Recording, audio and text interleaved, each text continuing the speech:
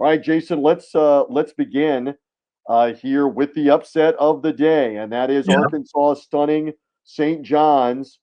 The thing I hearken back to, and Matt's going to be with us in a few minutes, is he warned of this. He was not the only one. St. John's is essentially, I'm paraphrasing, playing with fire, falling behind in the first half and expecting to come on in the second half.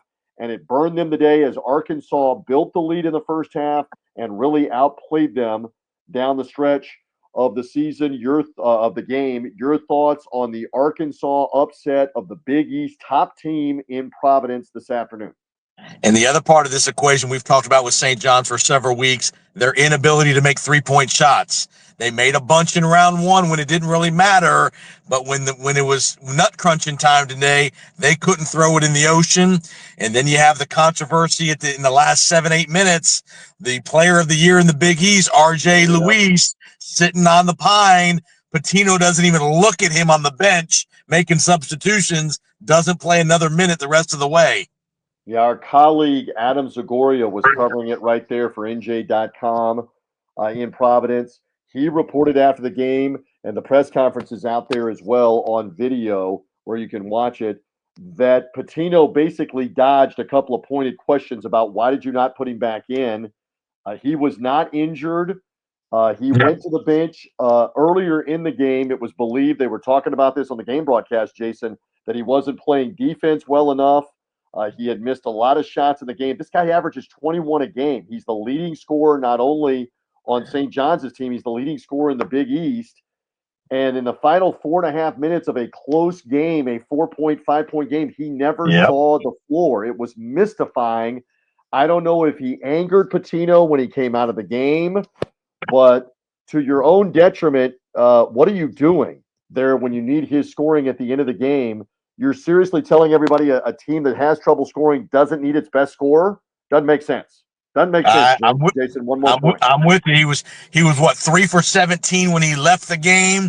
You know, he took some wild shots when he was in the game, not very offensive friendly. And I think Pitino made a couple comments in the press conference. Our ball movement was terrible, which means R.J. Luis probably has behind a backhanded dig at him that he wasn't involving the offense at all and just kind of hero balling it. And you know that you've not seen that in a big tournament spot by a big coach in a long time, where the star player, not just a good player, this guy was the Big East Player of the Year, All-American potential. This guy sits on the pine for the last 7-8 minutes and doesn't even sniff getting off the bench. And such an amazing season goes down the drain. Down the stretch. Okay, let's flip it back over, though. We got to talk more about Arkansas, obviously, and the job that John Calipari did, but his players did. Wagner in the backcourt, making some big plays. Fland. John L. Davis experience. Boogie Fland is back, the New York phenom high school player. He's been injured with an injured hand. Just say something about Arkansas, which was an 0-5 team in the SEC. They regrouped. At the end of the year, they won 2 or 3 key games to make the tournament. They knock off Kansas Thursday, and now this, I mean, you got to say, this is the upset of the tournament so far with their win over St. John's. Say some more about Arkansas, if you want. No doubt. And remember, they dodged major foul trouble. Ivasic fouls out with like 12 minutes to go.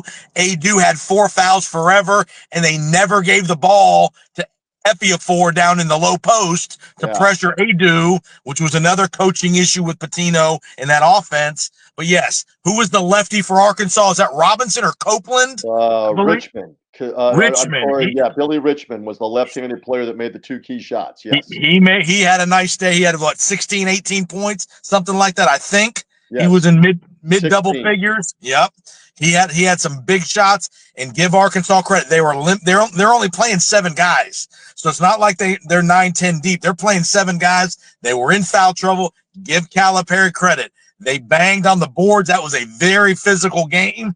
You saw a lot of foul calls, a lot of calls that didn't get made. So give Calipari and that Arkansas team credit, because they went toe-to-toe with arguably the most physical team in America.